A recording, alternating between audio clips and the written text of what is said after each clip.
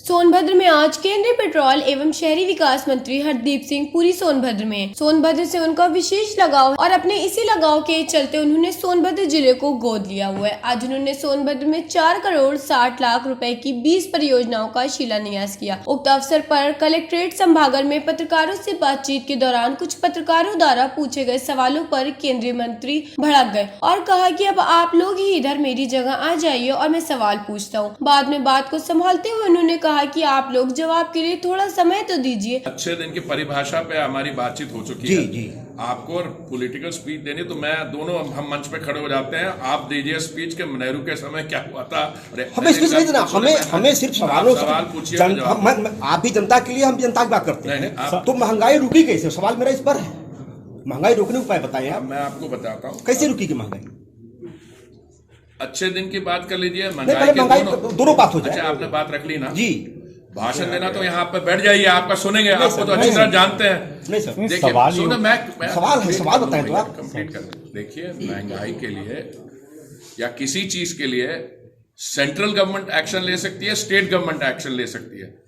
और मैं आपको दावे से कहता हूं कि हमने कदम उठाए। जैसे मैंने पेट्रोल का कितना, डीजल का कितना महंगाई के साथ नाता है, कितना रिश्ता है, वो मैं आपको बता सकता हूं। अगर हमने ये कदम नहीं उठाए होते तब क्या होता। अब मैं आपको बताता हूं। दिल्ली की सरकार जो है, आम आदमी पार्टी की सरकार है, उन्होंने बहुत देर अपने जो वैट लगाते हैं उसको कम नहीं किया। तो क्या हुआ, उनकी जो स्टैंड में जो है उसमें 20% गिर गई। जो पेट्रोल भरवाना होता था उसने वहां नहीं भरवाता था, जाकर गुड़गांव में भरवाता था। अच्छा, दारू की दुकानें वो बड़े जोरों से खोली जा रही है। ठीक है, ये भी नीति है। हम लोग क्या कर रहे हैं, हमारे तरफ से जो भी कदम उठाए जा सकते हैं महंगाई के लिए।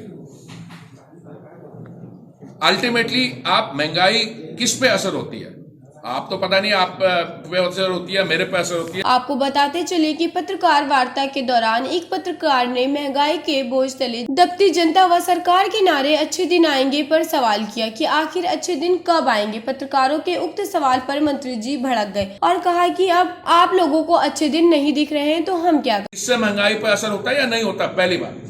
दूसरा, प्रधानमंत्री आवास योजना में 1 करोड़ 14 लाख लोगों को आवास दिया शहरी क्षेत्र में। अगर उसमें हम ग्रामीण क्षेत्र लोग लें, साथ में जोड़ लें तो कितना होता है, उसके भी मैं बताता हूं। प्रधानमंत्री जी ने और क्या कदम उठाए। किसान योजना, जिसमें हर एक किसान को हर 3 महीने कितना पैसा मिलता है वो आप भी जानते हैं, नंबर 1। नंबर 2, एक आयुष्मान भारत जैसी योजना है। मैं इसलिए बोलता हूं क्योंकि मैं पंजाब का भी प्रभारी हूं। हाँ, इसमें हर एक परिवार को 1 वर्ष में 5 लाख रुपए की सुविधा है अपने दवाई करवाने की, इलाज करवाने की।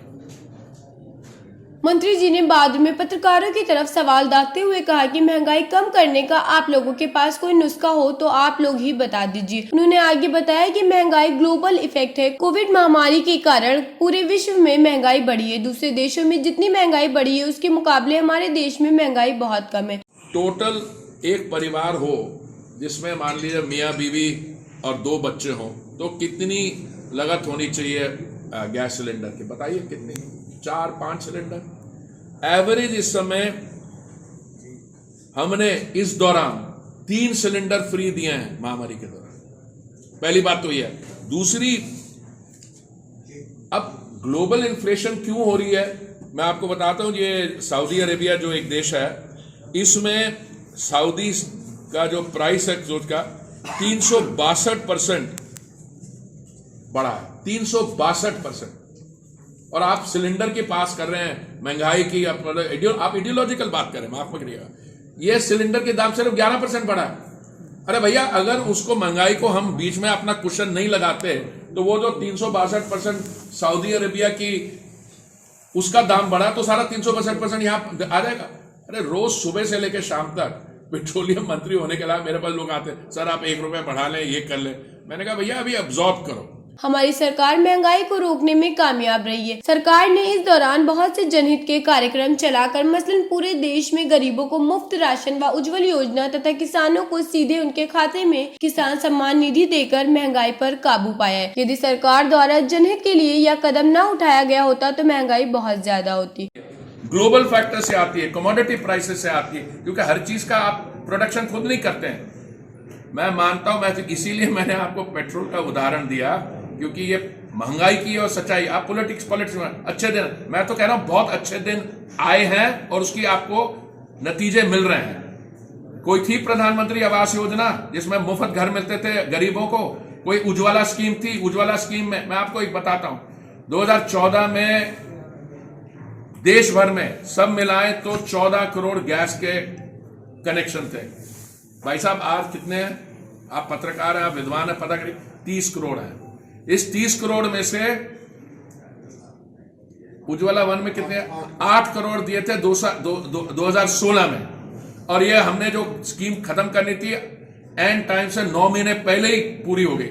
फिर अभी कुछ महीने पहले प्रधानमंत्री जी ने उज्ज्वला 2 दिया, 1 करोड़ और दिए। फिलहाल इस खबर में बस इतना ही।